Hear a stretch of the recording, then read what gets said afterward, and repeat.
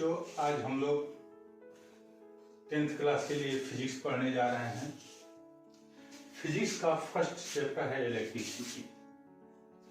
सबसे पहले जनरली हम लोग इलेक्ट्रिसिटी के बारे में बहुत कुछ जानते हैं, देखे हैं, कहाँ पर इसका यूज होता है, किन किन उपकरणों को इसके द्वारा चलाया जाता है।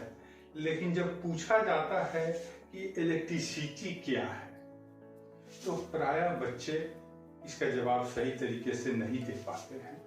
तो सबसे पहले हम लोग जानने का प्रयास करेंगे कि इलेक्ट्रिसिटी ये है क्या। तो सिंपल वर्ड में हम लोग कह सकते हैं electricity is an important source of energy. Energy के वेरियस सोर्सेज हैं, जैसे काइनेटिक एनर्जी है, पोटेंशियल एनर्जी है, हीट एनर्जी है, न्यूक्लियर एनर्जी है, जियोथर्मल एनर्जी है, वेव एनर्जी है, सोलर एनर्जी है। उसी तरह साउंड एनर्जी है, लाइट एनर्जी है। एनर्जी के कई फॉर्म है। उसी प्रकार इलेक्ट्रिसिटी भी एक एनर्जी का फॉर्म है, जिसका यूज लार्ज स्केल पर किया जाता है। मेनी डिवाइसेस, बहुत से ऐसे उपकरण हैं जो इस एनर्जी के द्वारा संचालित होते हैं, उनको चलाए जाते हैं। बहुत से उपकरण जो हमारे घरों में हैं, जैसे वॉशिंग मशीन हुआ, कूलर हुआ, रेफ्रिजरेटर, बल्ब, पंखा, ये सारी चीजें इलेक्ट्रिसिटी के द्वारा ही चलाई जाती है। इसलिए यह कहा जाए कि आज हमारे डेली लाइफ में, हमारे दैनिक जीवन में इलेक्ट्रिसिटी का एक इम्पोर्टेंट रोल है। अब थोड़ा इसका डिफिनीशन हम लोग लिख सकते हैं, सिंपलर वर्ड में लिख देते हैं।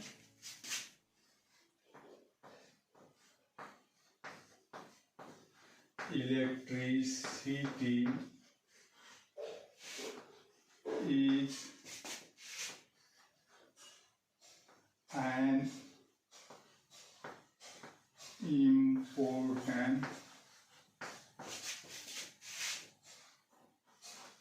important form of energy। अब यहाँ हम लिखे हैं electricity is an important form of energy. दूसरे शब्दों में इसको हम यूं भी कह सकते हैं, electricity is an important source of energy. अब इम्पोर्टेंट क्यों है, इसके बारे में हम पीछे बता ही चुके हैं कि आजकल इसका बृहद पैमाने पर यूज किया जा रहा है। इसके आगे जब हम लोग बढ़ेंगे तो हम लोग देखेंगे कि इलेक्ट्रिसिटी को दो भागों में हम लोग बांटते हैं। फर्स्ट आता है static electricity. Static electricity and second आता है करंट इलेक्ट्रिसिटी।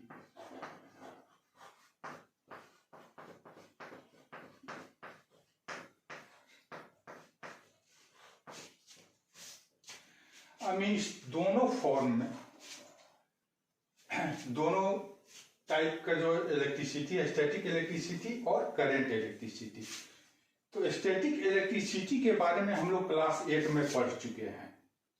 चूंकि अब हम लोग क्लास 10th में आ गए हैं, इसलिए अब हम लोग इस क्लास में करंट इलेक्ट्रिसिटी के बारे में पढ़ेंगे। Current electricity, what is current? Current electricity जानने के पहले हम लोग यह जानने का प्रयास करेंगे कि करंट क्या है। तो करंट को हम लोग इस प्रकार डिफाइन कर सकते हैं, the continuously flow of charges, the continuously flow of charges is called current और करंट इलेक्ट्रिसिटी।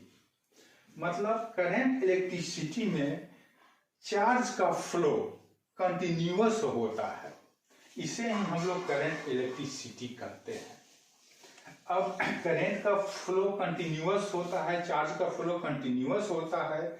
अब एक प्रश्न यहाँ उठता है कि क्या ये चार्ज का फ्लो जो होता है इन सभी सब्सटेंसेस से होता है, क्या कि कुछ ऐसे भी सब्सटेंस हैं जिससे चार्ज का फ्लो नहीं हो सकता है? तो ऐसे भी सब्सटेंस हैं जिनसे चार्ज का फ्लो नहीं हो सकता है। कुछ ऐसे सब्सटेंस हैं जिनसे चार्ज का फ्लो होता है। अब हम लोग जानेंगे कि किस सब्सटेंस से करंट का फ्लो होता है और उसे क्या कहते हैं, और किस सब्सटेंस से करंट का फ्लो नहीं होता है, उस जिससे फ्लो नहीं होता है उस सब्सटेंस को हम लोग क्या कहते हैं। तो जितने भी मटेरियल है या सब्सटेंस का है जिससे करंट का फ्लो होता है इजी वे में, आसानी से, उसको हम लोग कंडक्टर कहते हैं। Conductor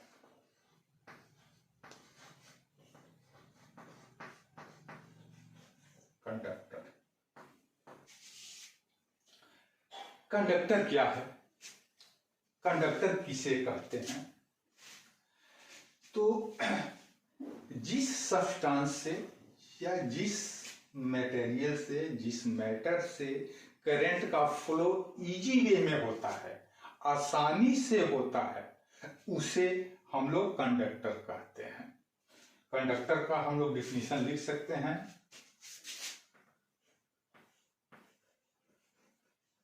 Those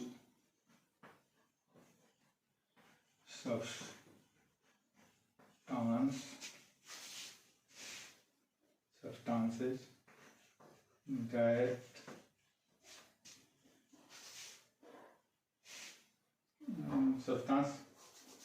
those substances by which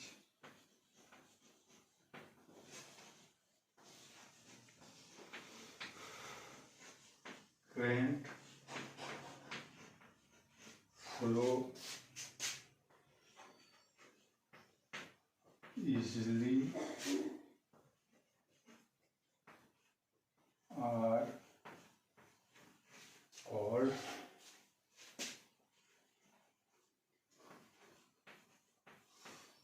conductor।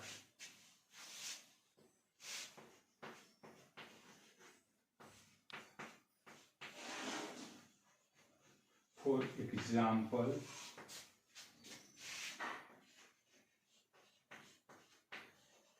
copper, silver, aluminium,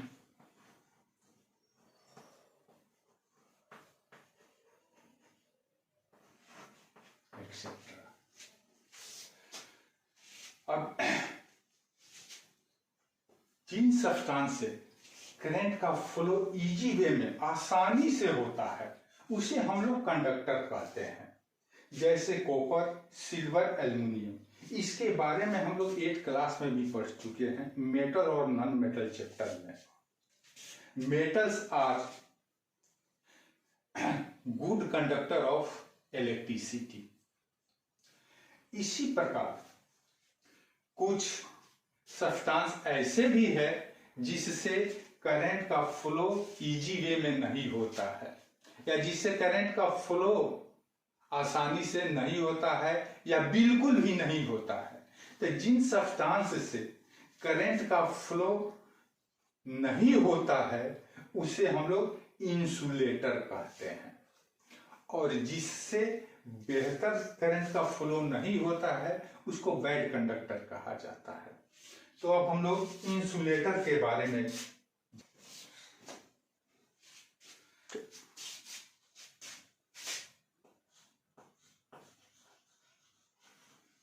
those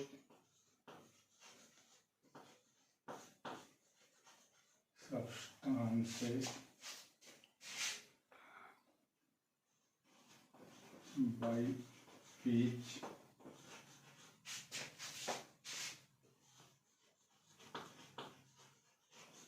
current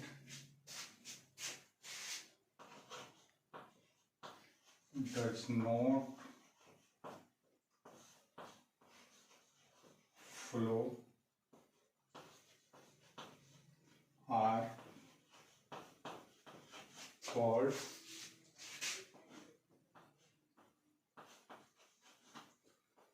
insulator. Those substances by which current does not flow are called insulator.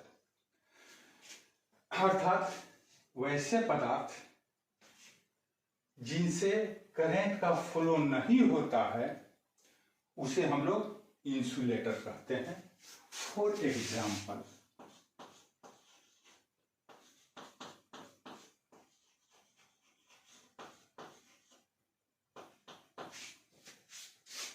wood,